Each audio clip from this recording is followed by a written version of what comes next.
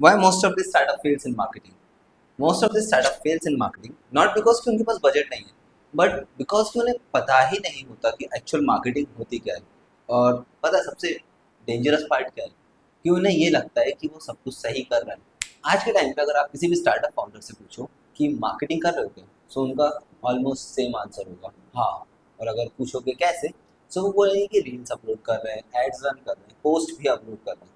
But जब बात results की आती है तो वो ज़ीरो, जस्ट बिकॉज एक्टिविटी तो हो रही है और बिना किसी स्ट्रैटेजी के। आओ चलो एग्जांपल से समझते हैं। मान लो एक स्टार्टअप है क्लोथिंग का। अब उन्होंने क्या किया, एक इंस्टाग्राम पेज बनाया। पेज बना के उन्होंने अपना प्रोडक्ट्स कुछ इन्फ्लुएंसर्स को भेजे, बार्टर कॉलैब करवाया, एड्स भी रन करे और कंटेंट भी डेली अपलोड कर। अभी तक सब कुछ सॉर्टेड लग रहा है ना। बट अब मैं तुम्हें बताता हूँ रियल प्रॉब्लम क्या है। उन लोगों को क्लैरिटी ही नहीं है कि वो कौन सी ब्रांड है, किस लोगों के लिए ब्रांड है, अफोर्डेबल है या प्रीमियम है। इससे होता क्या है कि आपका कंटेंट रैंडमली बनता है, आप एड्स रैंडमली रन करने लगते हो। अब इसका आउटपुट क्या होता है, सेल्स जीरो और ऑडियंस भी कंफ्यूज, सो एंगेजमेंट भी जीरो। और ये सिर्फ एक स्टार्टअप का प्रॉब्लम नहीं है, ये एक पैटर्न है। मोस्टली स्टार्टअप्स मार्केटिंग को एग्जीक्यूशन समझ लेते हैं, बल्कि वो एक क्लियरिटी गेम है जिसको आपको समझना होगा, स्ट्रेटेजिकली खेलना होगा। मैंने आज के टाइम पे एक चीज़ नोटिस करी है कि मोस्टली स्टार्टअप ये सोचते हैं कि हम डेली पोस्ट करेंगे, ज़्यादा से ज़्यादा पोस्ट करेंगे तो एंगेजमेंट और फॉलोअर्स बढ़ेंगे। ना दोस्त, अगर बिना डायरेक्शन के पोस्ट करते जाओगे तो स्पीड और ज़्यादा डैमेज करेगी। सेकंड मिस्टेक वो क्या करते हैं, लाइक सबको अट्रैक्ट करने की कोशिश करते हैं। एक चीज़ समझो, अगर सबको अट्रैक्ट करने जाओगे तो किसी को भी अट्रैक्ट नहीं कर पाओगे। समझ रहे हो? Third and the four most mistake I think वो अभी कर रहे हैं, लाइक वो दूसरों का कंटेंट कॉपी तो करते हैं बट बिना किसी कॉन्टेक्स्ट के।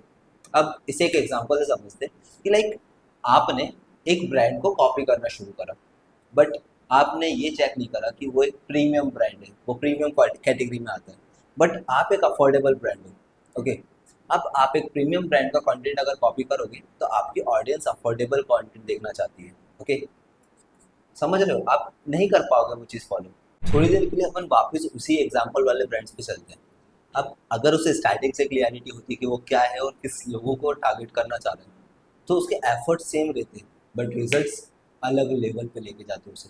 समझ रहे हो बात? और पता है सबसे खास बात क्या है, ये जो चीज़ मैंने तुम्हें बताई है ये हर एक इंडस्ट्री में सेम रहती है।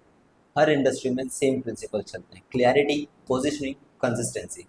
विनिंग ब्रांड्स ज़्यादा नहीं करते, बस वो रिपीटेबल चीज़, विनिंग चीज़ रिपीटेडली करते हैं, कंसिस्टेंट रहते हैं उस चीज़ में। So do this thing.